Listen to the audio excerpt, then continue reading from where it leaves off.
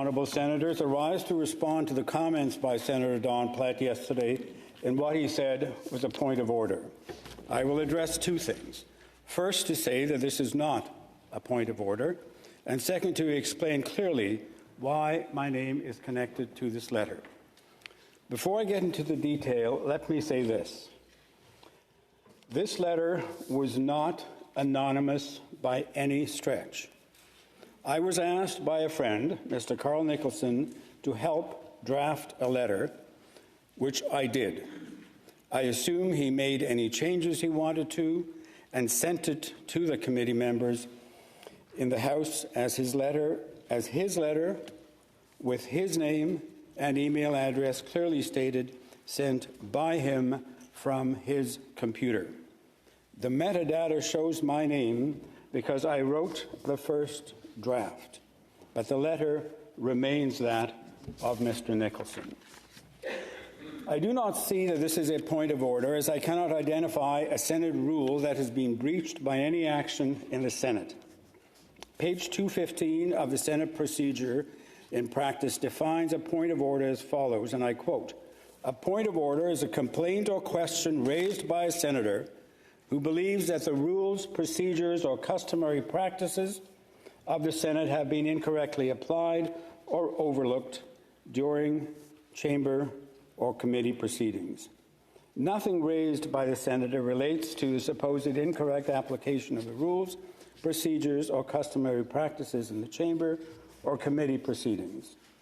The allegation, this is an allegation, that I helped someone write a letter to express their view is something I readily confirm.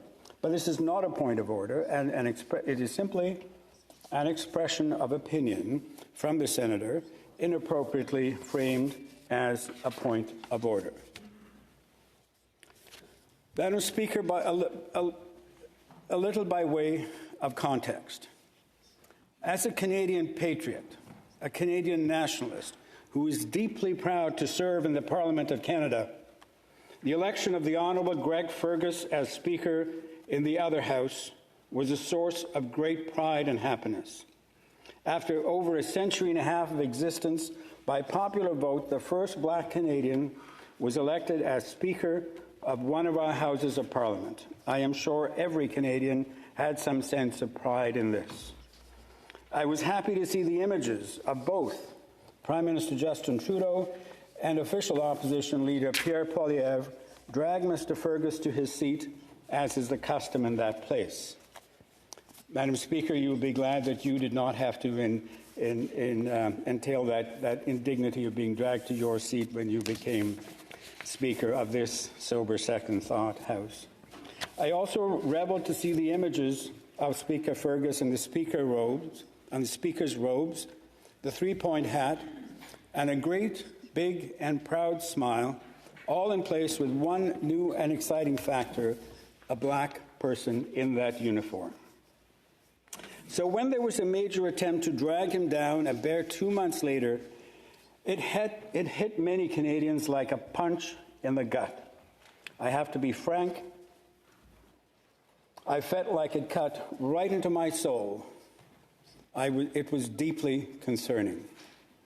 Colleagues, I want you to understand that this attempted political takedown cut deeply into the very being of many of us people of color. And I would add, for many people who have dedicated their lives to racial equality, whatever their background. Over the last weekend, many of us were talking to many people as this PROC committee was about to undertake their review at high speed, leaving no formal room for Canadians to participate. To many, this kind of swift process can breed cynicism and distrust in our political system, something I want to see avoided whenever possible. To some, this might seem like a minor internal issue. I ask you to see the different paradigm that other Canadians were seeing. It was a major national issue that spoke to who we are as a people. Who gets to participate and who doesn't.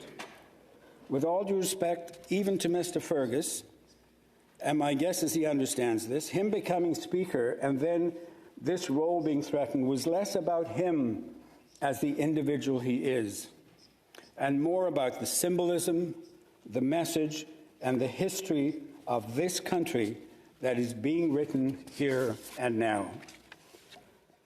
To many of us, it was a great moment in Canadian history when he was elected, and a terrible moment in our history if he was taken down so fast for what we now see other speakers have done before. This is why people ask, why do black people face a different standard of justice than white people?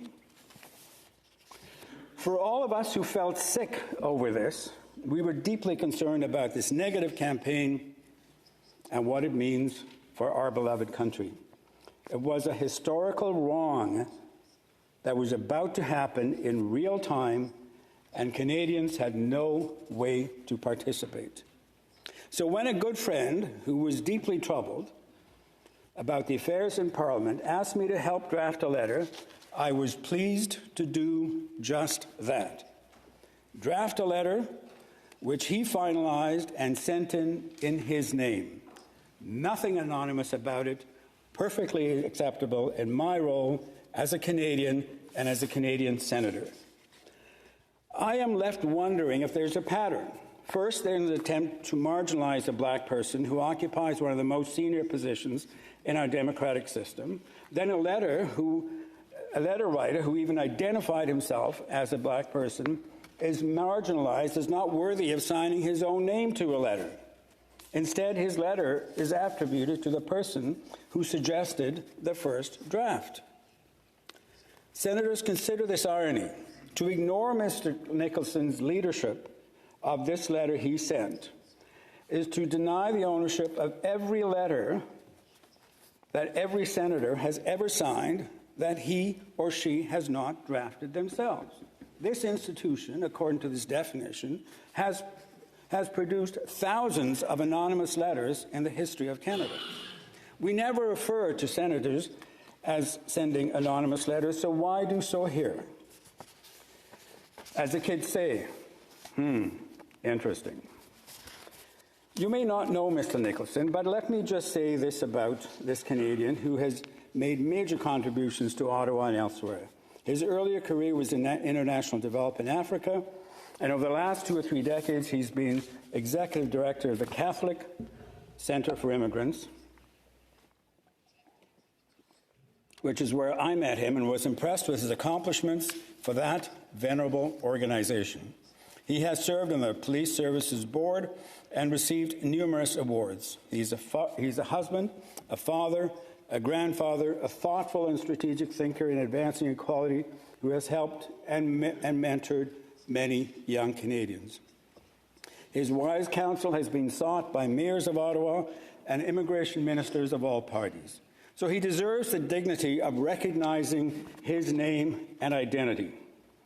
And for your info, this letter was drafted on my personal laptop, clearly over that weekend.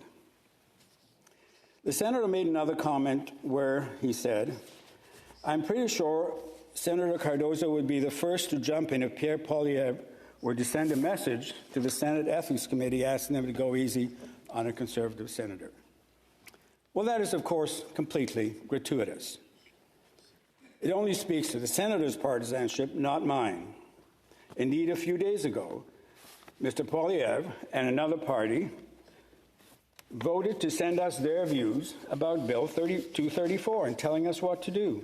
I welcomed that intervention because I believe interaction between our two chambers is a good thing. You will know that I'm a strong proponent of this and have organized meetings between our two chambers. You will be aware that a few days ago, when there were 2 ministers here, as I asked my question, I welcomed them here and asked them to increase their interaction with us. I did the same with Minister Guilbeault in this chamber a couple of weeks ago. In June, I hosted a very nice gathering in my office for the Honourable Erin O'Toole, who was about to retire, attended by MPs and senators of all affiliations. So, Senator Plett, here's my request to you, that you and I co-organize a conversation with Mr. Poilievre in my office or yours. I'm happy to take a shot at drafting the letter of invitation. I just want to talk about one other issue that the senator mentioned. He said, and I paraphrase, "What I do take issue is why the letter was written by a senator who was not black." I don't know what the answer to that question is, but let me share a couple of things with you as to how I come to this approach in my life. I think all of us who have kids or young people in our lives, we learn from our kids. I recall my son, when he was about 4 or 5 years old, getting into trouble in the schoolyard. And I remember trying to work it through with him. The reason he was getting into trouble, because he would play with a bunch of friends, and those friends would pick on a couple of other kids. My son would go and stand up for those kids and stop the bullying. And ultimately he'd get into trouble because he'd be in some kind of fight. I had to talk to him about that. The only thing I could think of saying to him was, "You weren't bullied. Leave those kids alone and turn the other way." I never said that to him. He wouldn't have tolerated it at his age. But at his little age of 4 or 5, in his little mind and his little conscience, he knew he had to do something. My daughter educated me about gender diversity and gender expression, even though it's an issue that does not affect her personally. My kids have educated me about these issues, and I appreciate that. Look around this room. Senator Wells, who, as far as I know, is not a farmer and not from the grain drying industry, educated us about grain drying because he believed it was important. Senator Moody, who's not from the child care industry, educated us about national child care. When I went across the room a few weeks ago, when there was a kerfuffle, when 3 women senators were under threat, it seemed, I didn't do that because I was a woman or because I was a member of the ISG. Senator Alfredo introduced or sponsored the Hellenic Heritage Month bill, even though he's not a Greek Canadian. In response to the good senator, I would only say that I really, really hope that it is not only black Canadians who stand up for black people, and for that matter, not only Maritimers who speak up about the Chignecto Isthmus. I just want to be able to say isthmus. As senators, we have a duty to care for each other. Colleagues, I really appreciate your time this Friday morning as I respond to this attempted point of order that was brought in almost under the cover of darkness yesterday. Expect me to always stand with Canadians who seek justice and look to parliamentarians to be fair, considerate, and just. If I stop doing that, I don't deserve to take a seat in this Parliament. Madam Speaker, I think you will agree that this is a frivolous allegation and not a point of order by any stretch. Thank you, colleagues.